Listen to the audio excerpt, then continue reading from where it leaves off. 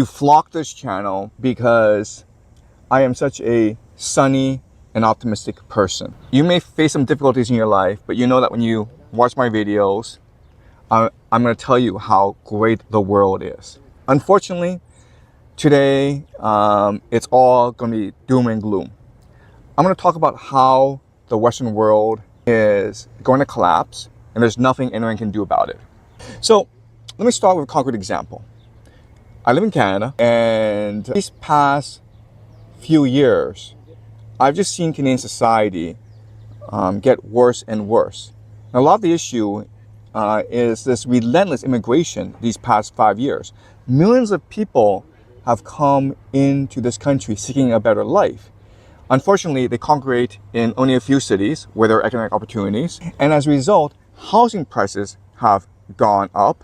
Inflation has gone up. Cost of living has gone up. But wages have been stagnant or depressed because of the surge in cheap labor. And in Toronto, if you're not making at least $100,000 a year, it's very hard to get by. And quite frankly, most are not making that kind of money, and most are struggling. So crime has gone up, homelessness has gone up, drug addiction has gone up. It's a very dire situation in Canada. Now, it's easy to blame the immigrants.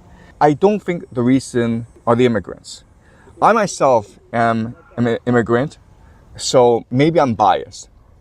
But I will say that we came over in about 1983, and we were really thankful for our opportunity to come to Canada, and we felt really blessed because life back in China was just terrible. It's really hard for anyone today to imagine the poverty. We were very poor. I remember late at night, my dad would sneak out across the street and pick up some sofas or chairs that the neighbors had discarded, and they would become our furniture. My dad cut my hair.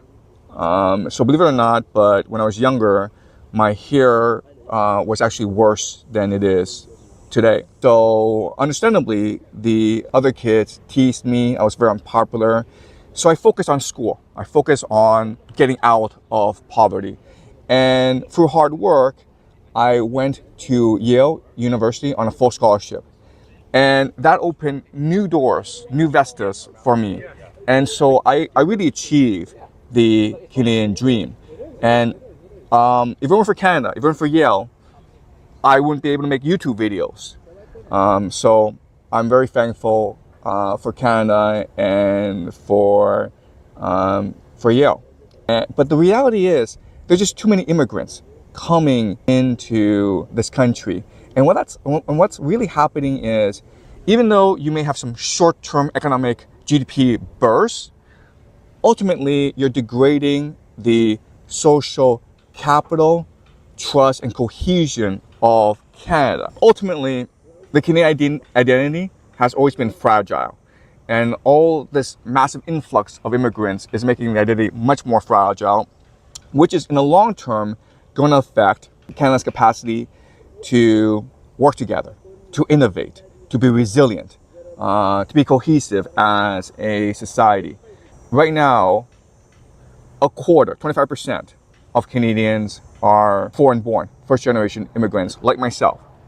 So if there were ever a referendum and Canadians could choose whether or not to join the United States voluntarily, most of these immigrants would immediately say, let's join the United States because there are more economic opportunities. So in the long term, I don't see Canada staying together.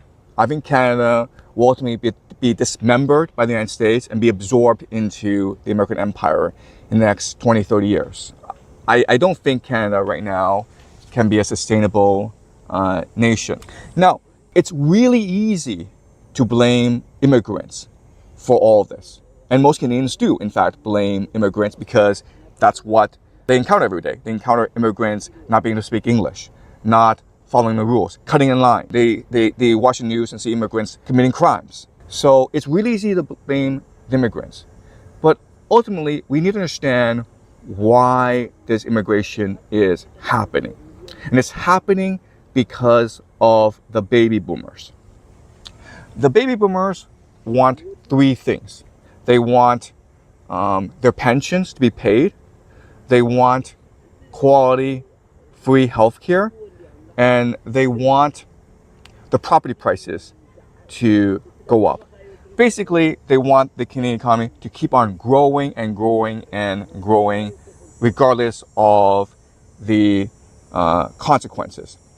Now, a lot of people out there believe that this is a conspiracy, that there's this global international conspiracy out there to dilute national identity, to destroy the idea of the nation state, to reduce the white gene pool.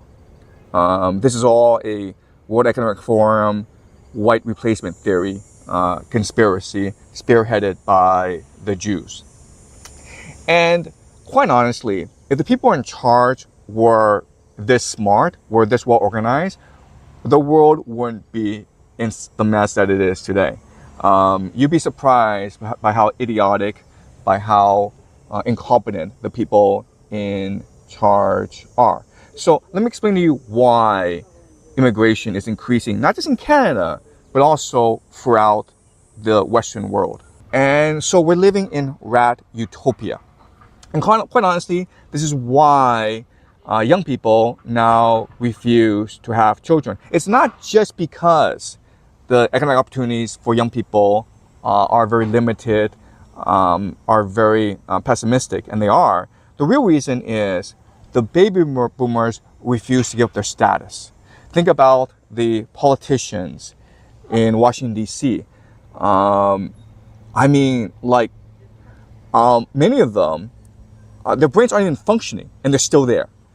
And so we live in a time of rat utopia. But again, these people are the ones who gave us birth. They're the ones who nurtured us. They're the ones who we must honor and cherish. So we can never ever blame the baby boomers for what's going on. We blame the immigrants, or we blame the Jews, or we blame the deep state, or we blame Trump, or we blame Justin Trudeau. But we never blame the real culprits, who are the baby boomers. Okay, so the question then is, what can we do? And so I think the only thing we can do is tell the truth.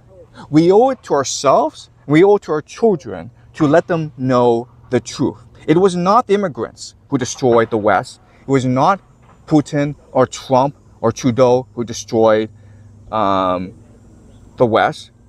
It was not the Jews. It was us, because we became selfish, lazy, and corrupt.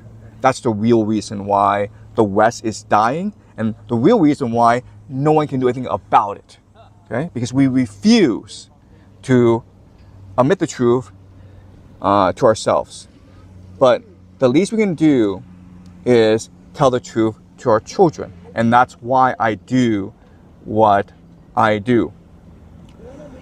Okay, so next week we go back to the regular programming of just cheer. Okay, no, I'm not going to ever be optimistic about the world, because there's no reason to be optimistic about the world. Okay, that's it for today. I'll see you guys next week. Thank you so much for today, and I look forward to next week.